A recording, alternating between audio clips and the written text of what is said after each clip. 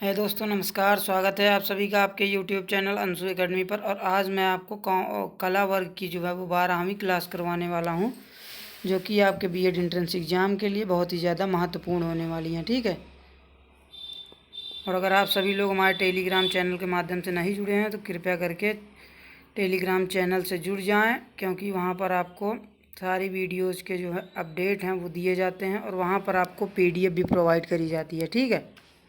चलिए बढ़ते हैं क्वेश्चन की तरफ। क्या कह रहा है क्वेश्चन नंबर 51। गौतम बुद्ध की माँ किस वंश से संबंधित थी, बताइए। आंसर करिए सभी लोग। तो दोस्तों इसमें आपका राइट आंसर हो जाएगा ऑप्शन नंबर डी, कौशल वंश से। ठीक है। चलिए, मुगल वंश के संदर्भ में पिता के रहते बादशाह पद प्राप्त करने का प्रथम प्रयास करने वाला शहजादा कौन था, बताइए। आंसर करिए सभी लोग। तो दोस्तों इसमें आपका राइट आंसर हो जाएगा ऑप्शन नंबर बी, जहांगीर ने। ठीक है। चलिए बढ़ते हैं नेक्स्ट क्वेश्चन की तरफ। देश में साक्षरता के लिए स्तर को ऊंचा उठाने के लिए राष्ट्रीय साक्षरता मिशन किस वर्ष प्रारंभ किया गया था, बताइए।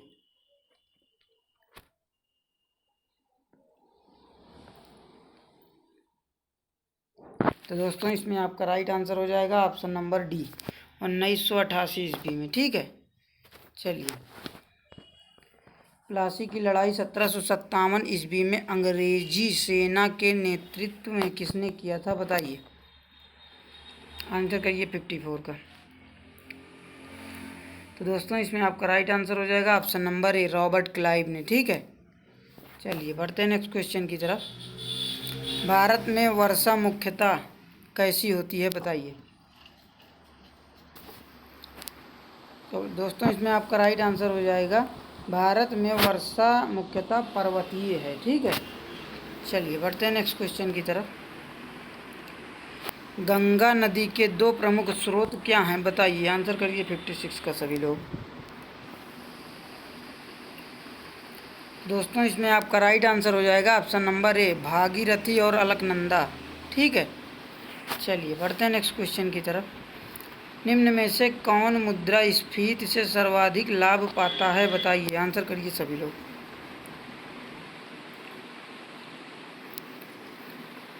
तो दोस्तों इसमें आपका राइट आंसर हो जाएगा ऑप्शन नंबर बी, ऋणी जो होता है वो मुद्रास्फीति से सबसे अधिक लाभ पाता है। ठीक है।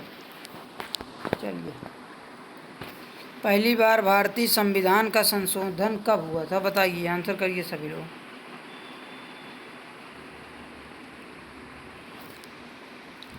तो दोस्तों इसमें आपका राइट आंसर हो जाएगा ऑप्शन नंबर ए, 1951 ईस्वी में जो है वो भारतीय संविधान का संशोधन पहली बार हुआ था। ठीक है। चलिए, आर्थिक नियोजन किस सूची का विषय है, बताइए। आंसर करिए सभी लोग।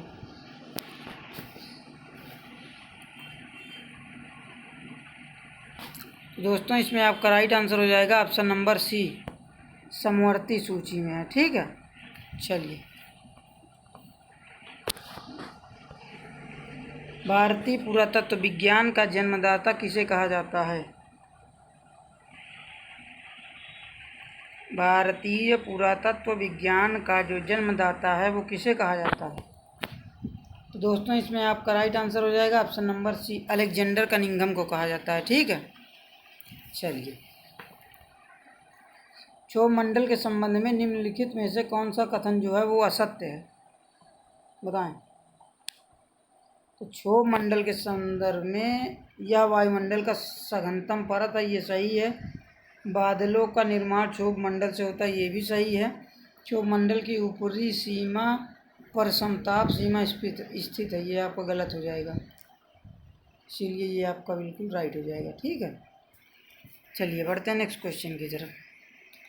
अर्थशास्त्र का जनक जो है वो किसे कहा जाता है, बताइए। आंसर करिए सभी लोग 62 को। दोस्तों इसमें आपका राइट आंसर हो जाएगा option number D, Adam Smith को कहा जाता है। ठीक है। चलिए बढ़ते हैं नेक्स्ट क्वेश्चन की तरफ। गरीबी रेखा के भारत में गरीबी रेखा के नीचे के व्यक्तियों को ऐसा इस आधार पर वर्गीकृत किया गया है कि क्या, बताइए कि क्या। आंसर करिए सभी लोग। दोस्तों इसमें आपका राइट आंसर हो जाएगा क्या वह न्यूनतम विहित खाद्य सामग्री पाने के हकदार हैं। ठीक है, ऑप्शन नंबर ए आपका बिल्कुल राइट हो जाएगा। चलिए, सारनाथ में अपना प्रथम प्रवचन जो है वो किसने दिया था, बताइए।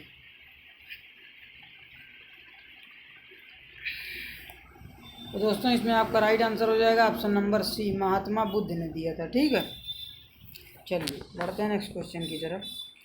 बिगनर के अनुसार निम्नलिखित में से कौन सा कथन असत्य है, बताइए। आंसर करिए सभी लोग।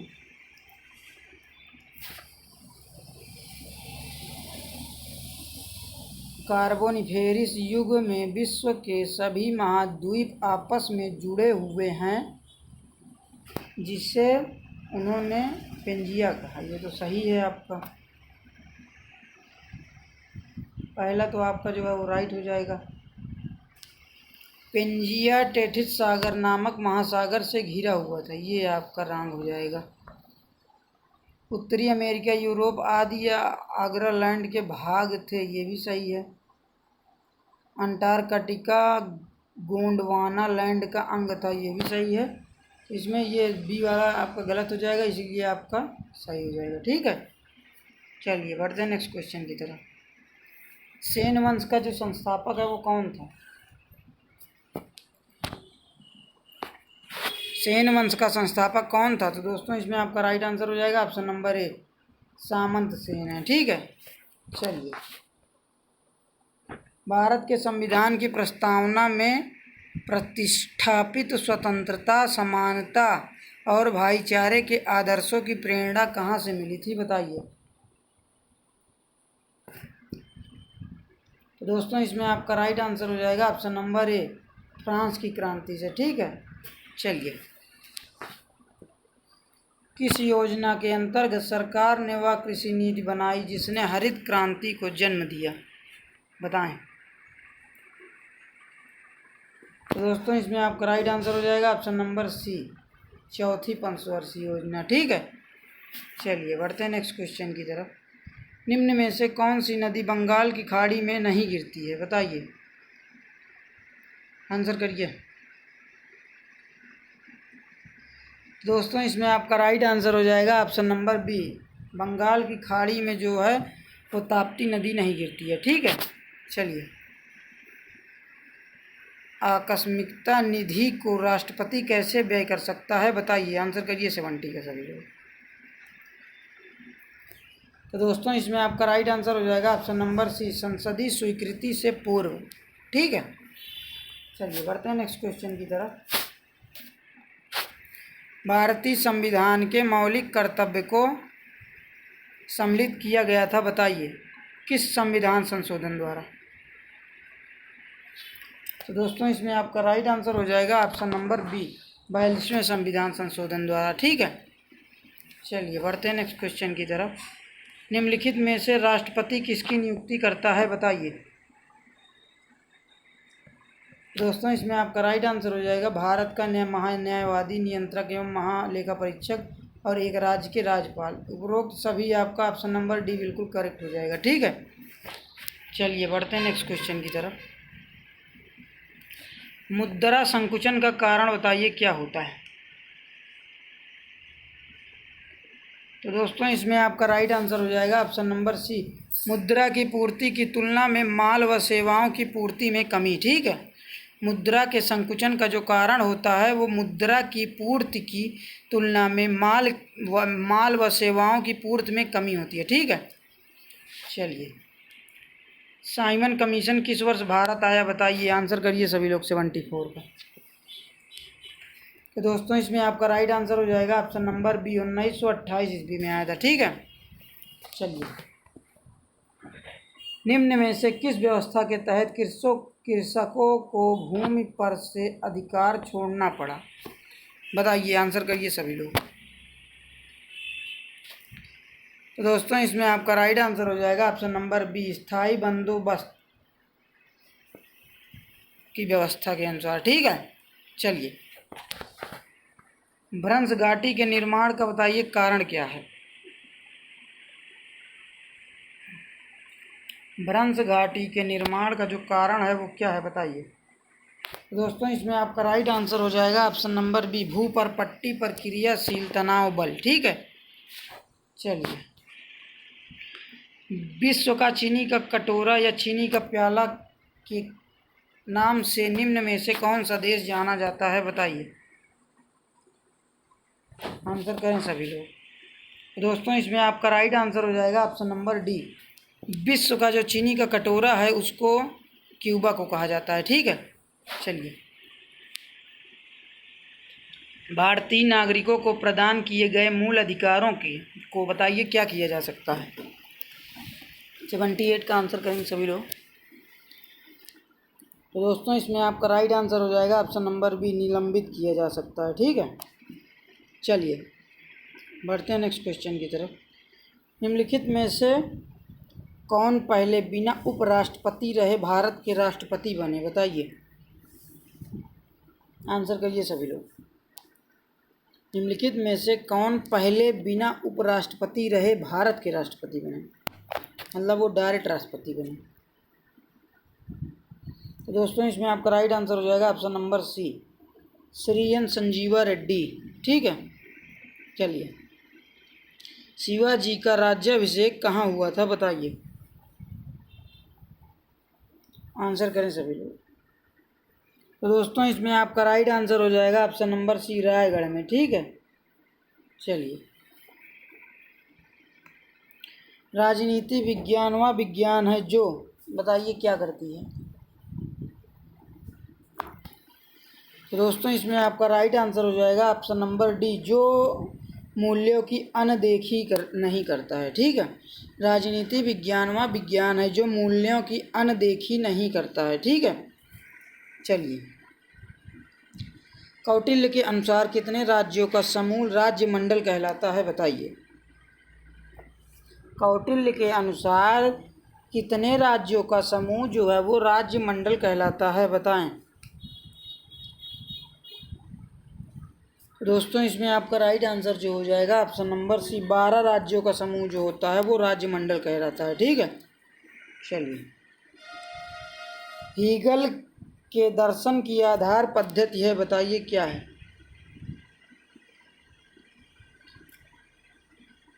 हीगल के दर्शन की आधार पद्धति है, बताइए क्या है। दोस्तों इसमें आपका राइट आंसर हो जाएगा ऑप्शन नंबर सी, द्वंद्वात्मक पद्धति है। ठीक है, चलिए। अंतः समूह तथा बाह्य समूह की अवधारणाएं किसकी है, बताइए। आंसर करिए 84 का सभी लोग। तो दोस्तों इसमें आपका राइट आंसर हो जाएगा ऑप्शन नंबर ए, समनर का है। ठीक है, चलिए। निम्न में से कौन सा समुदाय नहीं है, बताएं।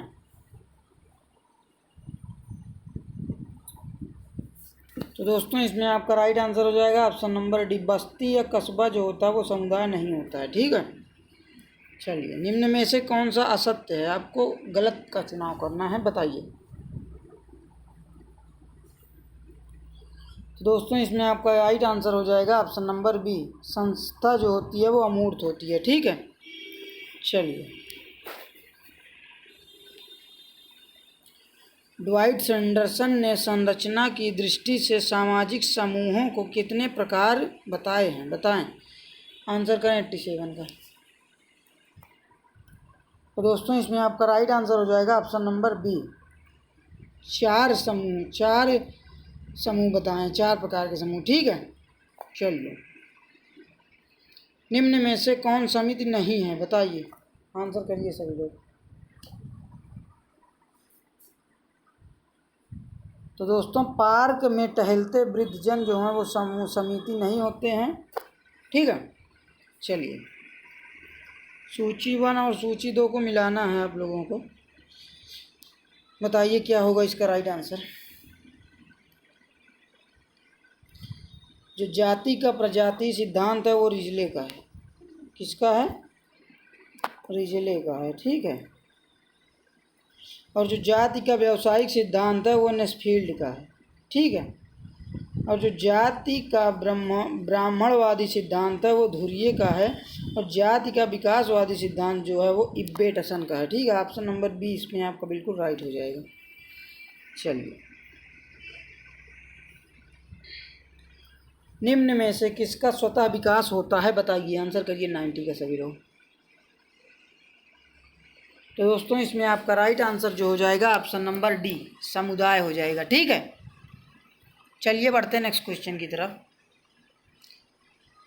अपने परिवार के साथ घर के बजाय किसी मोटर या कार में समय बिताना निम्न में से किसका उदाहरण है बताइए। तो दोस्तों इसमें आपका राइट आंसर क्या हो जाएगा, आंसर करेंगे सभी लोग। दोस्तों इसमें आपका right answer option number C हो जाएगा, स्थानिक घनत्व का। ठीक है, चलिए, वह व्यवहार जो यह दिखलाता है कि किसी अध्ययन में मात्र कोई प्रयोज्य होने से ही व्यक्ति का व्यवहार परिवर्तित हो सकता है, तो उसे क्या कहा जाता है बताइए। तो दोस्तों उसे जो है वो हाथोर्न प्रभाव कहा जाता है। ठीक है, क्या कहा जाता है, हाथोर्न प्रभाव। चलिए, नेतृत्व के क्षेत्र में संज्ञानात्मक संसाधन उपयोगिता सिद्धांत विकसित किया गया है बताइए। आंसर करिए।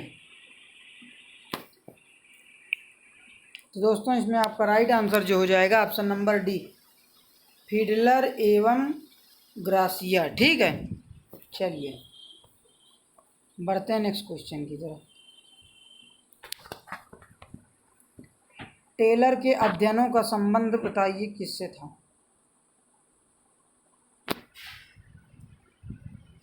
टेलर के अध्ययनों का जो संबंध है वो किससे था। तो दोस्तों इसमें आपका राइट आंसर हो जाएगा option number A, F.W. Taylor के अध्ययनों का जो संबंध था वो समय एवं गति से था। ठीक है, चलिए बढ़ते हैं नेक्स्ट क्वेश्चन की तरफ। निम्नलिखित विकृतियों में से किसमें विद्युत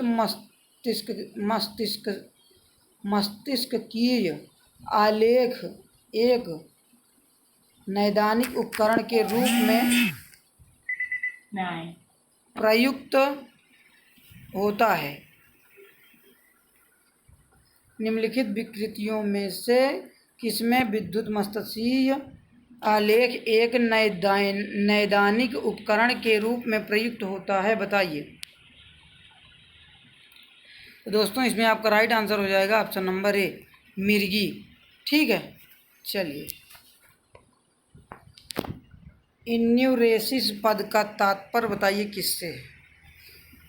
इन्यूरेसिस पद का तात्पर्य किससे है। तो दोस्तों इसमें आपका राइट आंसर हो जाएगा ऑप्शन नंबर डी, बिस्तर या कपड़ों पर बार बार पेशाब करना, ये इन्यूरेसिस पद का तात्पर्य है। ठीक है, चलिए, प्राचीन भारतीय दर्शन में अधोलिखित में से कौन सा कर्मकांड का बड़ा विरोधी कहा गया है बताइए। आंसर करिए सभी लोग। प्राचीन भारतीय दर्शन में अधोलिखित में से कौन कर्मकांड का बड़ा विरोधी कहा गया है। तो दोस्तों इसमें आपका राइट आंसर हो जाएगा option number B, Gautam Buddha. ठीक है, चलिए, निम्नलिखित में से कौन सा सही सुमेलित है बताएं। तो सांख्य जो है वो असत कार्यवाद नहीं होगा, न्याय जो है वो सत्य कार्यवाद नहीं होगा, अद्वैतवाद वेदांत जो है वो विवर्तवाद होगा, और जो मीमांसा है वो समानवाद नहीं होगा। ठीक है, ऑप्शन नंबर सी आपका बिल्कुल राइट हो जाएगा। निम्नलिखित युग्मों में से कौन सा युग्म सुमेलित नहीं है बताएं। सापेक्ष द्रव्य जो है वो डेकार्ट का है, सही है। निर्विशेष द्रव्य जो है वो बर्कले, गलत है। क्रियाशील द्रव्य जो है वो लाइवनिस्त का है, ये भी सही है। असीमित द्रव्य स्पिनोजा का है। तो ऑप्शन नंबर बी आपका बिल्कुल राइट हो जाएगा। ठीक है, चलिए बढ़ते हैं नेक्स्ट क्वेश्चन की तरफ। निम्नलिखित में से कौन सा कथन सही है, और ये आपका लास्ट क्वेश्चन है, क्वेश्चन नंबर 100। ठीक है, निम्नलिखित में से कौन सा कथन सही है बताइए। अरहत नित्य ईश्वर है, गलत है ये।